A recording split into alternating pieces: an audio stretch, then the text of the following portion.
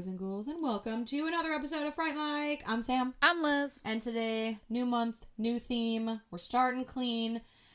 This month, it's going to be all about creepy cabins. Cabins are creepy. Exactly. What were you just saying? We got cabin fever. We got cabin fever. Especially this week. Exactly.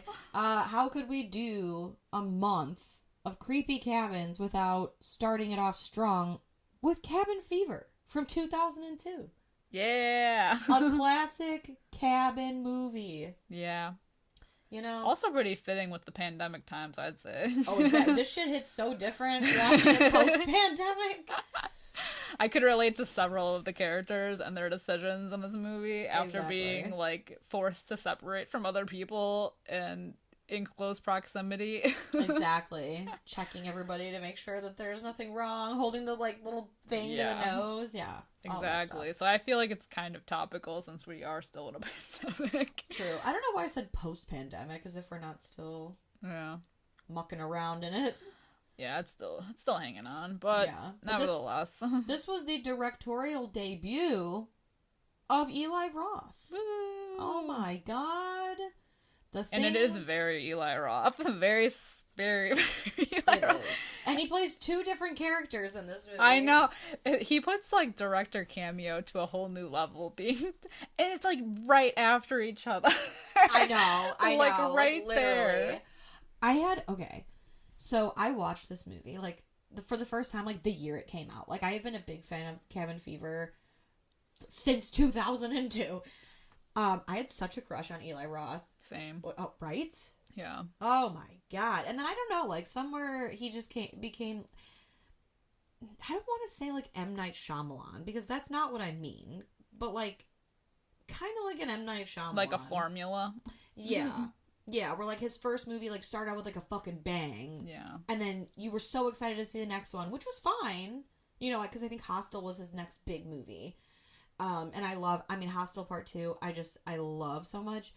But then after that, it was just like letdown after letdown. Yeah. That happens a lot, though. Like, look at Tim Burton, you know? Yeah, true. And it's devastating.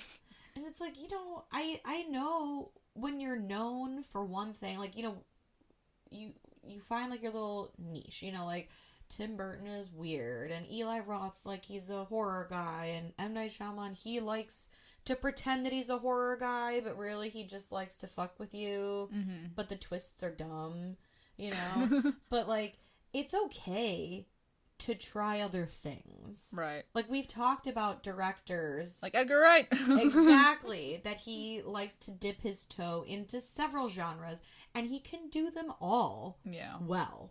Mm-hmm. You know, like, you can veer away from your little pattern. No one's going to be mad at you for that. It'll just make you more multifaceted. Well, and you know what's interesting to me about Eli Roth is that I had never really, like, heard him speak about things before until he was on The Last Drive-In. And he came on there, and he is, like, a horror connoisseur. Yeah. Like, he is freakishly smart. He like knows everything, like the history of horror. I think he has that show actually. Yeah. The history of horror. But like he knows like a lot about every like subgenre of horror. I think they were showing like an Italian giallo film, and he was like, this is one of my favorites. And it's not something that you would expect to hear from Eli Roth, because his movies are so, I feel like they're just so gory for the sake of gore. And like, especially in this movie, the characters aren't like, you know, the best. Right. Like, they're like very like dude bro mentality. They're not like likable people. Right. And I just like, you would think that somebody that had that like extensive knowledge would be like making movies like this. Exactly. Not that it's a bad thing, because I do like a lot of Eli Roth's movies, but like, it's just interesting to me that he is like this like connoisseur and has these types of movies that are like his go-to. Well, and it's, you know, it is a shame that he can't use all of that knowledge to, oh my god, I don't want to sound like a douchebag, but like to elevate his movies a little bit and make them just like an inch, like take them just an inch further. Like, you know, you've seen all different types and all different genres Yeah. and subgenres. Like, can't you, like... Push it to the next level. Right. Yeah, it's like he's holding back. Right. He's just stopping at gore and going for it because everyone knows that an Eli Roth movie is it's going to be gory, you know, and that's what it is. And that's his shock value. Right. And for a while he was putting his wife in, well, now his ex-wife, in his movies too. Like, I'm sorry, Knock Knock. No. Like, I hate that movie. I have watched it once. Not even Keanu could save it. Not even Keanu could save it. I'm sorry. Like, it was just, like, it was not good. And I felt like that was definitely just a movie to, like, service how hard his wife was. Granted, that was the first movie I saw Ana de Armas in. And I was like... I mean, they're both gorgeous. Everybody in that movie was gorgeous. It's true. It's so, like, true. whatever. But, like, what a ridiculous premise, honestly. And I just... It was so disappointing. And, like... I think it was right before or right after Knock Knock was The Green Inferno. Oh, that was his love letter to Cannibal Holocaust, which I don't like, so... No one asked for it. Yeah. No one needed it. It was not good. But that's the thing. That's... And I don't know. Not that there's, like, a lot of depth to Cannibal Holocaust, but he wanted to make a movie just like that. Yeah.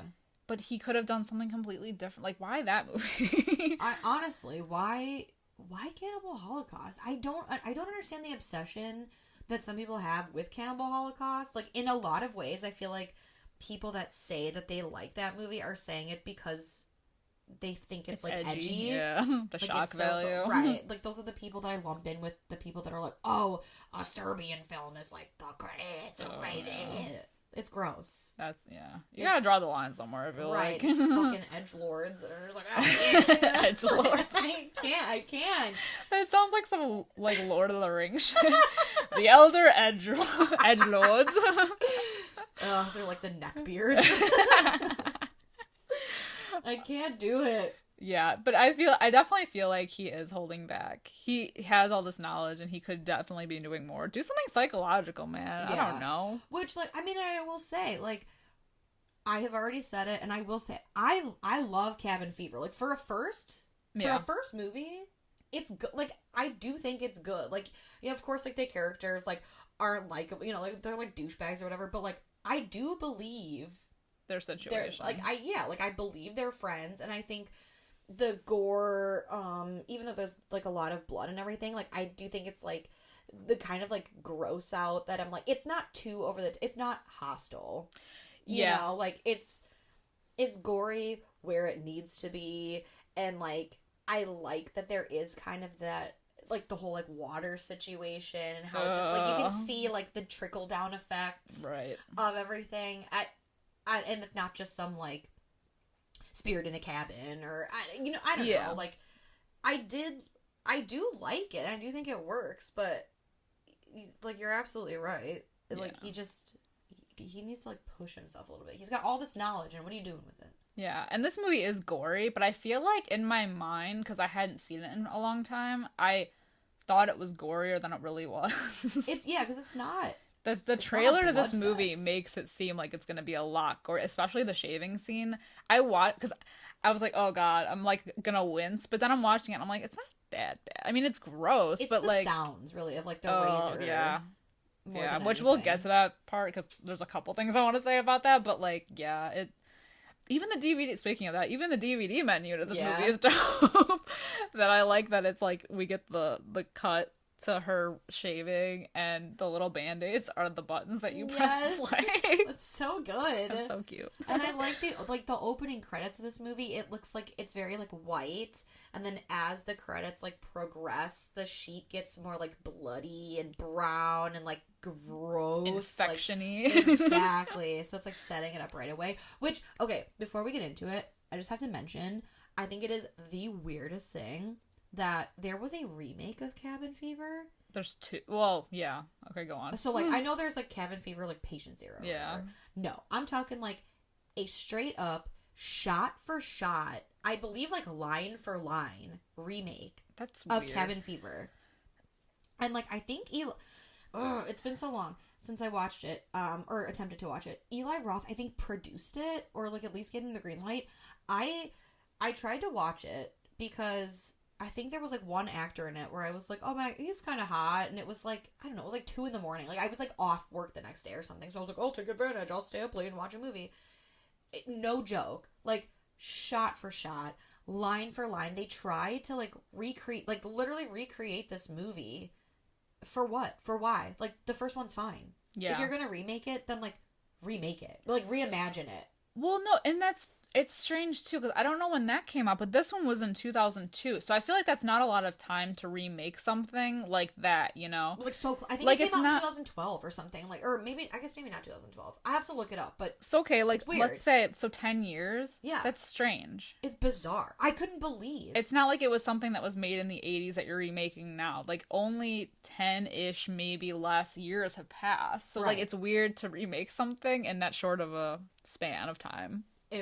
So strange. It fucks my mind. And, like, the remake, this movie is good. Well, personally, I think this movie is good. The remake is not good. Yeah. Which is so funny, because it just goes to show, like, what, like, oh, I'm sorry, I hit my microphone. Like, what acting and, like, directing, like, will do for a movie. Yeah. I don't know.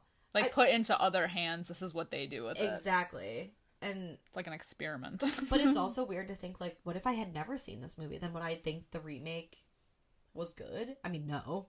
Yeah. I don't think so. But either way.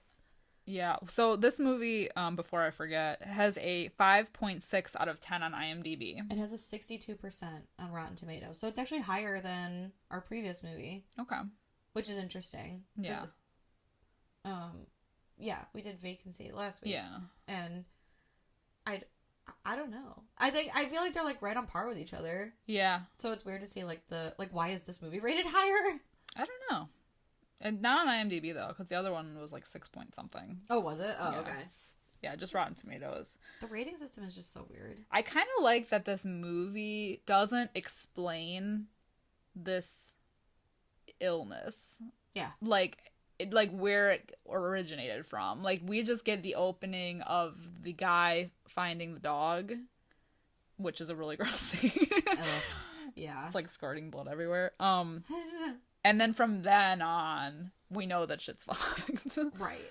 Like, he gets it, and then, you know, we cut to these, like, teens that are getting away. I think they're college kids, right? Like, they're old enough to buy beer. Yeah. College kids are going away for the weekend in this cabin. The cabin's cute. Honestly, as far as, like, horror movie cabins go, not bad. Yeah. Like, it's no Evil Dead, like, shack in the woods. Right. Cabin in the woods. And all yeah. Yeah. But, yeah, so they... And, of course, they're, like, douchey, you know. Right. They're, like, typical, like, stereotypical, like, college kids. Like, white. Horn dogs. Right. Like, goofy white as shit.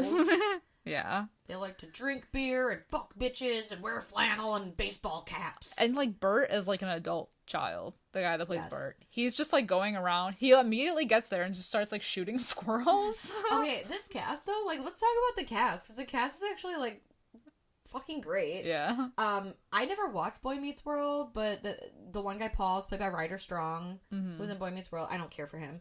But then we have Jordan Ladd, who had previously appeared on our podcast in Death Proof. Hey. She was one of the friends. She was Shanna? Yeah. Shanna. Yeah. And then we have the girl who was always naked in another teen movie. She plays Marcy. We've got Joey Kern, a fucking King icon legend. And then James DeBello and Giuseppe Andrews, who were both in Detroit Rock City. Hey. And James DeBello, I think he's been... Oh, he was in Swim Fan? Oh my god. I was like, he's been in other horror movies. Yeah. Such as Swim Fan. The lesser known Swim Fan. I mean, we did an entire episode on Swim Fan, so we thought it worthy enough to be on our podcast. I know, honestly. Oh, we love a man. theme, so... We committed. I know. No, honestly, I do love, like, almost everyone, like, on this cast. Yeah. I don't know why I feel like I'm saying like a lot. Sorry. It happens. It happens. And the more you think about it, the more you're just gonna say it. So. I know. Oh. Yeah. They're definitely believable. Like, they're goofy as shit. Like, immature to some extent and just goofy. Well, especially, like you said, Bert immediately gets there and starts hunting squirrels with a BB gun. Yeah. Meanwhile, what's his name? Joey Kern's character. Oh, which it's is Jeff. I wrote it down. Jeff. Thank you. I wrote them down because whenever we do movies that don't have a lot of people, I write them down. But then like they have these ensemble casts, and I still write them down just so I don't remember. Like I try to remember, but it's like no. But it's like no matter how many times you've seen a movie, when you have so many people and you know the actors. Yeah. I mean, I don't know them personally, but like I'm gonna call him Joey Kern. Yeah. You know, whatever. So him and Marcy are having sex, and then Ryder Strong and Jordan Ladd are gonna go take a dip in the water. And I just like, I don't know, man. He's just not attractive in the least. No. And he's like, hey, I kind of, like, I don't know, I just feel like he's so weaselly. And he's like, oh, yeah. Oh, that guy kissed you? Why is that gross? Because you've known him for so long? Because, like, I've known you for a long time. He's kind of a wiener, honestly. Yeah. Like, ugh. If I were her, I'd be like, get the fuck away Although, from me. I feel like she's kind of a tease. She kisses him and then commits suicide by rolling off the raft. Yeah, like, she yeets on off that raft. Right. Probably because he's got, like, okay, this is something that has bothered me since I've seen this movie. Ryder Strong, and I don't want to like body shame anyone like hair wise, but he has the hairiest armpits, and then his chest is like completely bare except for like 2 rings around his nips. Ew. And I'm just like, ugh. I can't handle it. He has like the sexual waxer you is dying inside. He has like the sexual charisma of like disembodied hair that you pull out of like a drain. Ew. He's just like, ugh. Same person. Honestly. I mean, all body hair is disgusting, but like, I don't know. Yeah, it's just the 2. It's the extra effort that that the guys should do. You know, just right. Just pluck them. Just rip it off. Yeah. Come to me. It's like advertising. In your Ratchet salon. Exactly. Your Ratchet basement salon. Come to Sam's Ratchet salon. No pain medication whatsoever. You do get a complimentary shot pre and post. You know. Of the finest tequila money can buy. Exactly. Homegirl keeps Casamigos on. Come on by. Anyway. Yeah, so like you gotta get like a feel for like their whole vibe and whatever. And then later on. Oh, so like Bert comes into contact with that hermit guy. So this is the thing too, and this is like the entire movie you're like this. You just feel ick, man. You know, like the second he sees him, he's doing the same thing. He's like, oh god. Like, stay the fuck away from me, dude. I don't know what you got. Like, he recognizes that there's definitely something fucking wrong with this dude. Yeah. And especially in, like, these COVID-y times, you're like, it's like when you go out in public and you cough, even if you're wearing a mask, people are like, yeah. Exactly. But, I mean, this guy looks how COVID felt, or like the idea of COVID, you know, like he's lepery. exactly. One sneeze and everyone's like, oh my god. But like this guy looks like it. He looks rough. Yeah, he's like red and splotchy and like a little bloody, and we don't know how much time has passed between him getting infected and not, so you don't know how long this thing is like gonna take. It's not until Karen drinks the water that like you see, because she's the first one that's like initially infected, and like you see how quickly things go downhill. Yeah, that's true. Yeah, that's a good point. I guess not a lot of time has passed between him getting infected. It moves quick. And then getting exposed. Yeah, because the whole group is really only there for 2 nights? Yeah. 3, I'd say the 3 nights max, man. Yeah. Like you get the first night with the incident, the second night where they shove Karen into the freaking shed. Well, yeah. So, just, like, going back a little bit, the first night they're there, they have, like, the bonfire, and then we get Eli Roth's character. 2 of them. 2 of them. The story that they're telling at the campfire, he's in. Which I do. I love that story so much. The bowling alley one. The bowling alley story. The bowling alley story is so good. It's like Ryder Strong's telling a story about this bowling alley that he used to go to as a kid, and this disgruntled employee, he comes in and he ties all of the employees to the chairs, and he one by one takes a ball peen hammer and whacks them on the back of their head, so all of their friends are watching them die. Ooh, it's knowing like, that they're it's like next. Saw 6. Right, it's like Saw 6 meets like Belko in a way, when they're all like lined up like that. Oh, I hate. And then they talk. He's like, "Oh, tell him about the smiley man." And he was like, "Oh yeah, the guy that would always like work behind the counter and give us the shoes. He was this bald dude. And he was always so happy and smiling." And like they talk about how he was bowling. Like the guy was bowling with like dismembered body parts, and they find like the bald guy's head in the ball return, and it's just Eli Roth's dumb fucking face. like a giant smirk.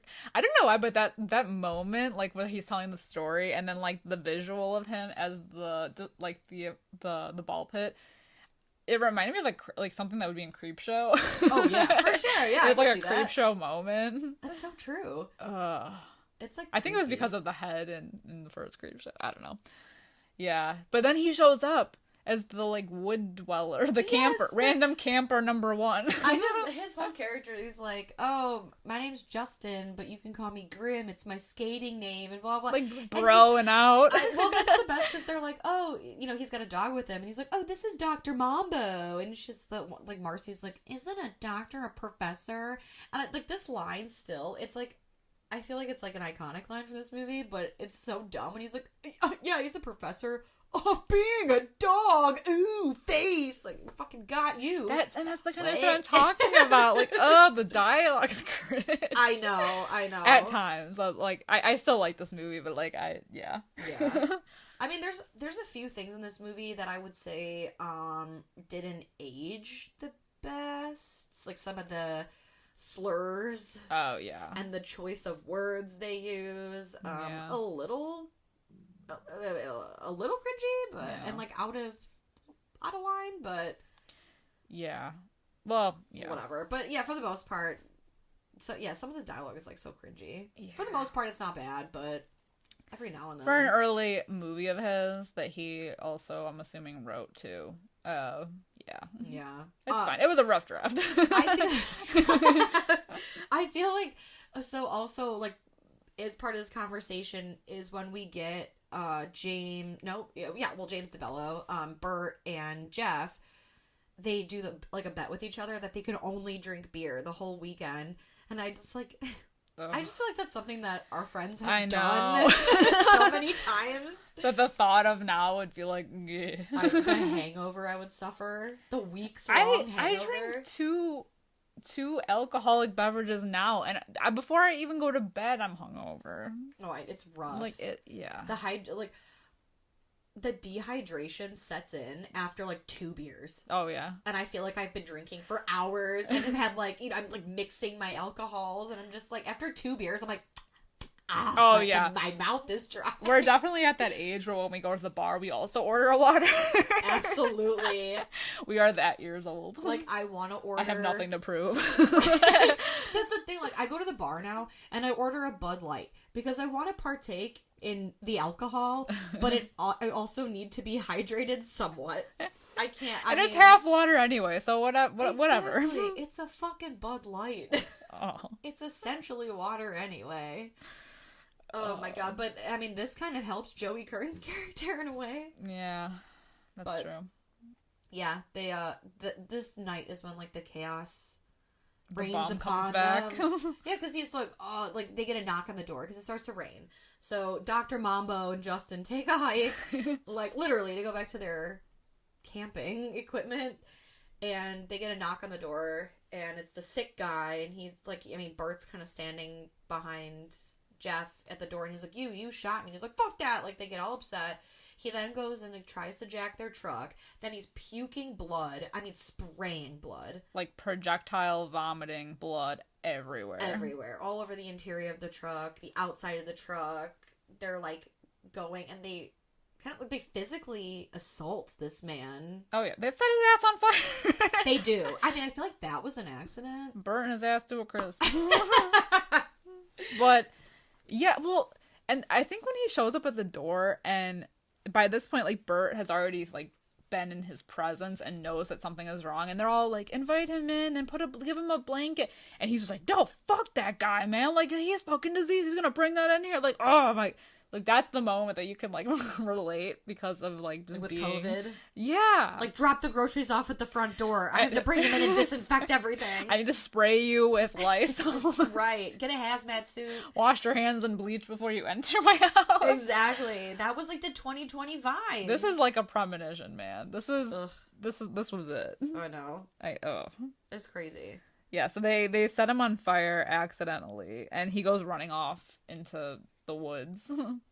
Yeah, and they're all freaking out. They all fight because they're like, oh my god, did any of it get on you? He was sick, yada yada. They discuss whether or not they killed him. They should they go to the police? But obviously their truck it's not drivable. Oh no, absolutely the fuck not. And then the next day they decide they're gonna go all get help. Yeah.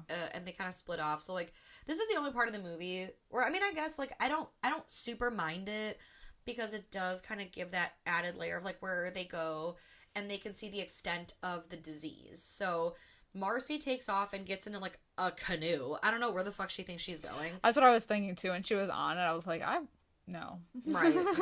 Okay. But, yeah. And you do kind of get that like that shot of her walking. Is very like Texas Chainsaw. The booty shot. Exactly. Ryder Strong and Jordan Ladd are in the cabin. She's upset. He gives her a glass of water. And Yes. And so like we do see, I think it's like right before or right after, that the like hermit guy is dead and laying in like the water supply. Yeah, the reservoir. Yeah, the reservoir that like leads to all like the town essentially and like the cabin for sure. So we see like Jordan Ladd drink the diseased water and you're like, ooh. This is why you always bring bottled water. You stopped at a convenience store for fuck's sake. Yeah. They all stopped at a convenience store, which by the way, let's talk about that pancakes kid for a minute. Oh yeah. The weird karate doing albino kid. I don't know. The one that bites.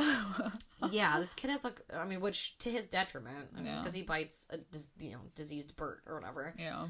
But yeah, Marcy is doing just around the river bend, like Pocahontas. And Jeff and Bert, they go and they come across that woman who says like even her meat is bad, like she's the slaughtering gutted pig. Yeah, she's like cutting open a pig, which is so gross. She's like hacking away at it. and then she's like beating it up like she's Sylvester Stallone and like Rocky, and the blood is squirting all over her. Oh god, it's like rancid meat. Yeah, disgusting.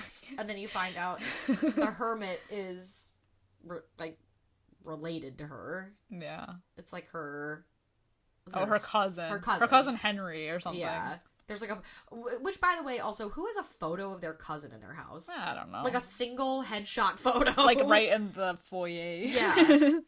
What the fuck? Yeah. So they're like, oh, no, well, we gotta go. See you later. Because they were gonna like use her radio or something to call for help. Yeah. When then that wiener cop shows up. I know, Giuseppe Andrews. He's just so weird. He's like, you're the party guy. Hey, guy, you like to party? Yeah, you know all these girls, because this is a party town, guy, and there's all these girls that are lusting after your wiener. And meanwhile, he's just trying to get a fucking tow truck. Yeah, to get the car towed into town and cleaned and worked on. A part of me like kind of forgot that the car got shot at, because I was like, how is the car broken after them just like hitting it a few times? Right. Yeah, no, they definitely shot at it. Yeah. Well, they shot at him in the car. Yeah. It's not a good situation. Yeah. Jordan Ladd, she like doesn't feel that well. Yeah, she's infected, and it happens like that night. Yeah, like they all are kind of like convening, and they didn't really like get anywhere. Yeah, and then they find out. Okay, first of all, the way that they even find out she's infected. Yeah. Can we just talk about the possible sexual assault that's going on? Yeah. It is very like The Raft. Oh, yes, the fucking creep show exactly. too. It is very like, just because she's sleeping and is in a bed with you does not mean right. And she smooched you earlier. She did not give you consent. Yeah. She's not even conscious right now, dude. Yeah. I don't know. That icks me out more than the leg holes. The leg hole. The massive, like, you can see through her leg. Yeah. Yeah, so he, like, tries to, like, I don't know, diddle her jingle bears. Yeah, exactly. And he pulls his hand up, and it's all bloody, and, it's like, clearly this is not her period or something. Like, it starts at her leg. Ugh, she is. Like her thigh. Toe up, yeah. Like, she is looking rough. And they literally banish her to the shed. Yeah. Oh my god! Like how they degrading. Lock her away. Why didn't they just leave her in the bedroom? There's already blood everywhere. Right. Beats all over me. the sheets. And Ryder Strong, he had his fingers in her. Yeah. In the disease holes. Okay. Why wouldn't they, like, chop his hand off, you know, like, Evil Dead style? This is when you start quarantining. Exactly. And then they're all doing that thing where they're, like, checking their bodies to see if anyone else has any, like, telltale signs of infection. Yeah. But it's not too long after that where I think it's, like, the next morning when they're trying to clean up the car, and then Bert is the one that starts coughing up the blood. Yup. Ugh. Nasty. So he's infected. But he's like that zombie apocalypse guy that got bit but it won't tell anyone. Oh, right. Like, it's the just one a sabotaging scratch. the group. I'm fine. Oh, yeah. Yeah, of course. And he ends up, like, they're trying to get away because they got the car working. Jordan Ladd gets in the car and projectile vomits blood all over the windshield. And Joey Kern, first of all, he's standing like 100 yards away from everyone. This is what I'm saying, relatable character moments. He takes the beer and runs. Yes. Because he's like, I'm not getting in the car with her. And, you know, they're like, you know, Ryder Strong's like, Bert, you don't look so hot. He's like, I don't feel so hot. He's like, are we getting in the car or not? And he's like, well, how sick are you? How sick are you? I'm not getting in a car with you. Yeah, he literally takes the rest of the beer and he's like, fuck you guys! And runs into the fucking woods. And you don't see him for like a while. Like, basically till the end of the movie. Yeah, he just fucks off. He's gone. So they don't end up going anywhere because Bert takes off to go into town, supposedly to find a doctor. Yeah. And then Paul and Marcy have their moment. It's really so random. So random. I don't know. I would never... Like, just thinking about, like, your own friend group, I don't care how dire the situation is. I'm never gonna look at my friend's, like, boyfriend or husband or whatever and be like, so should we bang? Or, like, just in case. It's gonna come for us all. We might as well go out in a bang. Right. Which I feel like is how she ends up getting it. Because he's got the disease He's got the finger ick. Exactly. So she gets it from that. Well, no, because she's also drinking the water. Oh, fair so enough. it might have been him with the insertion. So gross. Sorry. His yucky fingers. Either way, they infect each other. And why they would think this would be a good idea in this moment, whatever. I don't know. It goes downhill pretty fast from here, though. I like how he washes his dick with Listerine afterwards. Like, he knows, like, yeah, like, I'm fucked, and I'm gonna try to make the best of it. So he's, like, washing his dingling. His Johnson. So fucking stupid. His meat and two veg. And with Listerine, of all things. But also... You guys are, like, icked out, and there's this disease that's spreading. No one brought a condom, even? Did no one bring a condom?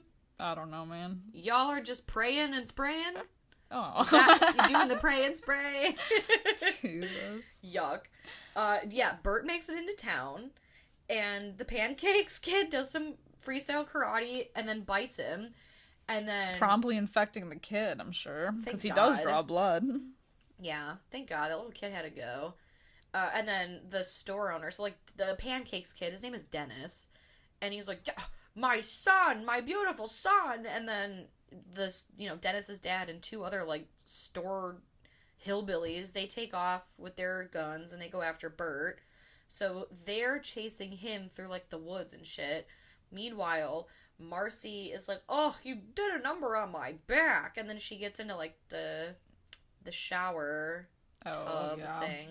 And that's when, like, the shaving situation. Which, like, why? You know that there's a skin-infecting, flesh-eating disease. Why is your first thought, I'm gonna shave my legs? Like, that's not even my first thought anytime I shower. Right.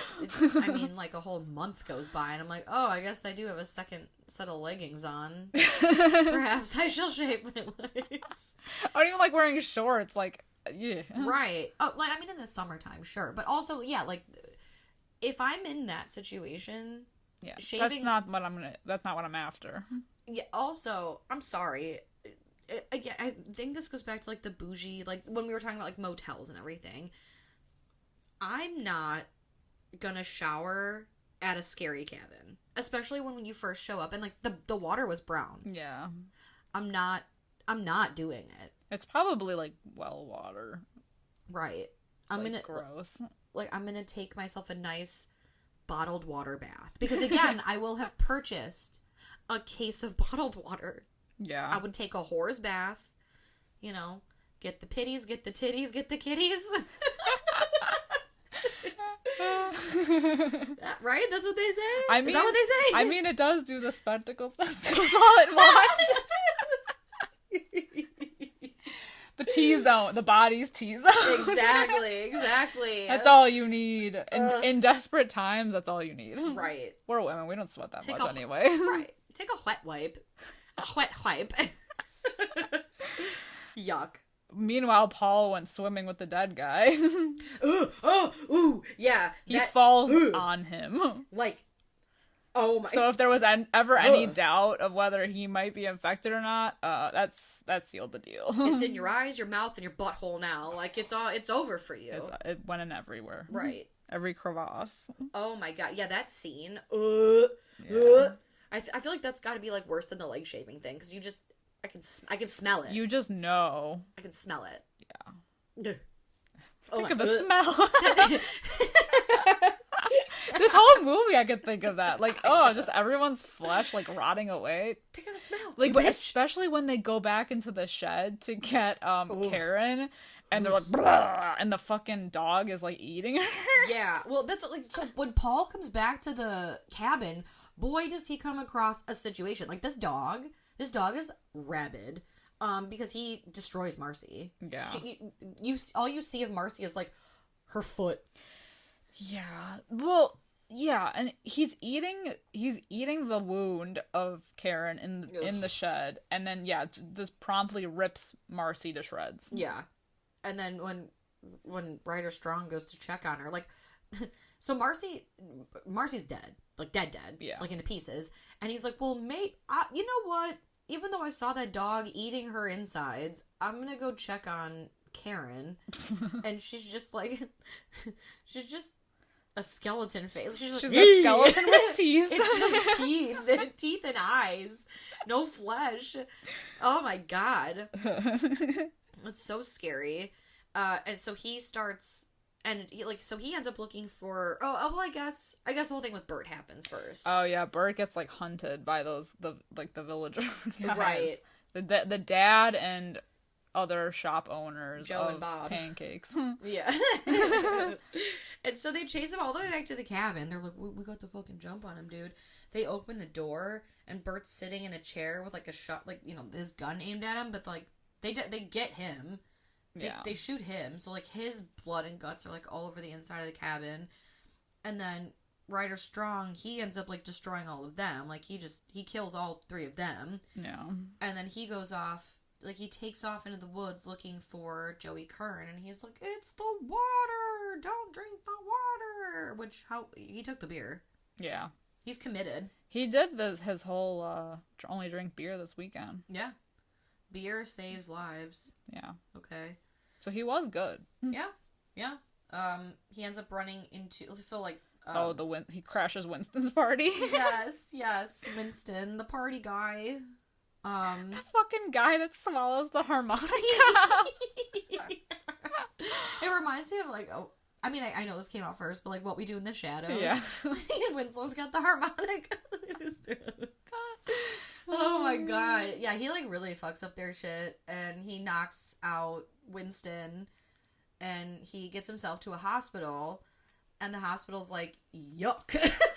Yeah. They bring him in and just, like, start questioning him, and yeah, it's not a good situation for him. Yeah, they're like, basically they're saying, like, we can't handle him here, we need to transport him, and nobody wants to touch him. And so he ends up getting into, like, a transportation vehicle driven by who else? Winston. And he's like, hey, buddy. Hey, how are ya? Oh, yeah, you want water? No, I don't have water. I have beer, but I'll definitely get you some water. Promptly dumps him in, like, the ravine. Yeah. The quarry. What the fuck is it? I mean, it goes, like, straight to the water supply to the town. Yeah. And, like, meanwhile... Joey Kern's character, he emerges. I don't know. It's like he's like Christ 3 days later. He just comes out of his little hidey hole, goes back to the cabin. I don't know why he goes back to the cabin. Maybe just to check on things. because he hadn't heard from anybody, and maybe to see if they hadn't made any progress with the car, but he comes back to basically just literal body parts everywhere. Yeah. Blood everywhere. Oh, and the fact that he walked into the cabin and was, like, walking around, and when there's, like, blood everywhere, I'm like, ugh. I know, yeah, the bathroom is all bloody. Like, you find out there's an infection, you're going, like, straight into the bloodbath. The belly of the beast. Literally. So he's like, oh, I fucking made it, I knew it, ah. Promptly gets, like, shot up. Oh, yeah. Like, aggressively shot up by, like, obliterated. 4 different cops. Yeah. And then they just throw his pile into a pile of the other bodies and body parts and set it on fire. Yeah. And then really the end of the movie is, like, so great. Like, I feel like you're right. This does feel, like, very creep showy. Yeah. You know, because we see Ryder Strong's dead body, and he's laying in water, which is feeding directly into, like, the town's water supply. And the kids that are collecting. Exactly. The kids collecting the water for their lemonade stand outside of, like, the general store, where the cops that just shot Joey Kern pull up to drink the lemonade. Yeah, so basically, like, the entire town is infected. And then it goes even further to show that semi pulling away. Yes. That's carrying the, like, local, like, water spring or whatever. Yup. That's driving it away into, like, God knows where. This is gonna be like the crazies. Yeah, this is how it starts. Exactly. It makes you like think about things, like how something like that could spread so quickly, and if it's a water like thing, like, oh my god. I know, because that's the thing, like, and you don't even know. You have no idea. You wouldn't even know. No, it's scary. Yeah, poisonings. Right. I mean, because that's the thing, like, in this movie, in this one instance, they're on vacation, and always on vacation, we have cases of water. Yeah. Because am I going to be drinking from the bathroom sink of my hotel room? Nay. Yeah. I will be bringing my water. But, yeah, like, this is, like, the town's water. They're showering water. They're bathing water. They're water that their animals are drinking. Like, it's just... They have no fucking clue. No idea. It's that easy. I like the doom ending. Me too. And I really like the paranoia in this movie. I just feel like it's so, like, accurate to how people would actually act in this situation. I mean, not everything, obviously, because they make really dumbass decisions, like have sex and whatever. It's puke all over everybody. But, like, just the initial... Like, what are you, sick? Get away from me. All of you, get away from me. We should all sleep in separate rooms and prepare our own meals. And, like, that. Like, that's accurate to me. Like, yeah, well, like, even when Joey Kern's like, well, how do I know that Karen didn't touch that bowl or whatever? Right. Yeah. It feels very pandemic. Like, very 2020. Mm-hmm. Especially, oh my god, I feel like no one can ever be sick again in, like, the history of the world. Yeah. Because if, like, even now, like... You tell someone, like, oh, I haven't really been feeling well, you know, today, or whatever. They're like, whoa. Is it what COVID? symptoms? What's wrong with you? What's going on? Can you smell? Can you taste? What's happening? It's like, no, I just generally feel sluggish, or, like, I have a headache, or I'm nauseous. It's like, no, I can feel not well and not have COVID. Yeah. Well, I think the world just has PTSD, but it's not even over yet, so it's not even post. I know. We're just traumatized, and because we had to be. Yeah. And we're still just not over it. I know. It's insane. Yeah. Some people are just getting over it faster than others, but, you know, whatever. Yeah.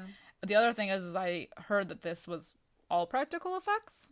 Very cool. Which is awesome. Yeah. We love that. And they look pretty dope. I mean, they got some gnarly shit going on in this movie. I do love a blood spray. I should have worked in a blood bank.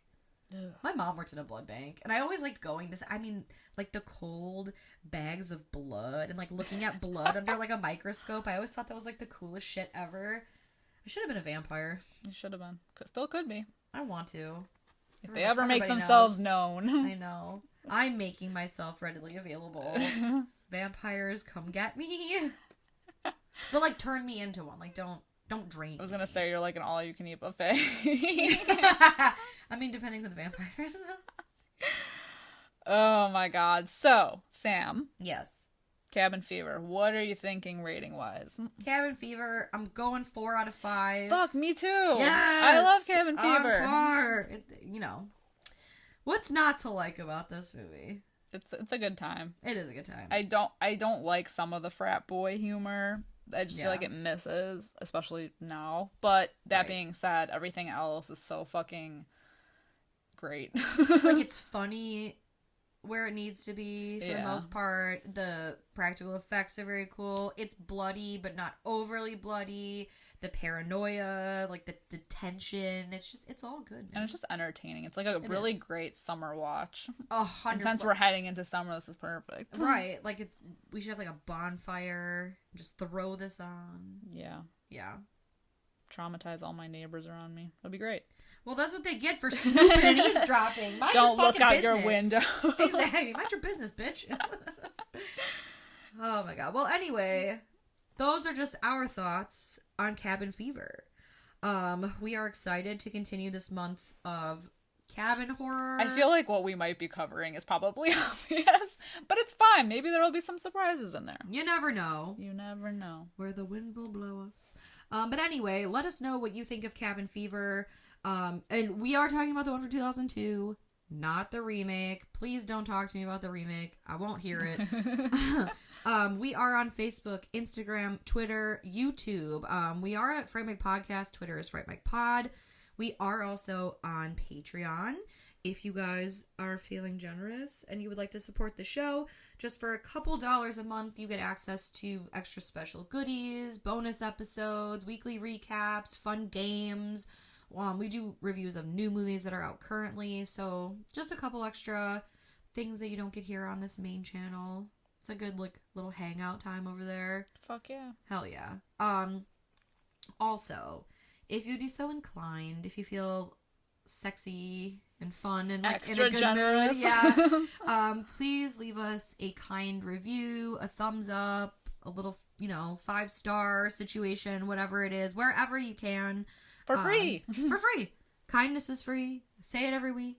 That really helps us, like, boost our ratings, get the show out there so we can reach more freaky people like yourself, grow the little Fright fam, because we're all friends here in this community. Yeah. That's why we're here. Exactly. Just trying to spread awareness. And disease. No. Honestly. But I think that should be it for this week. Until next week, do not drink the water. And I am Sam. I'm Liz. Rest in peace.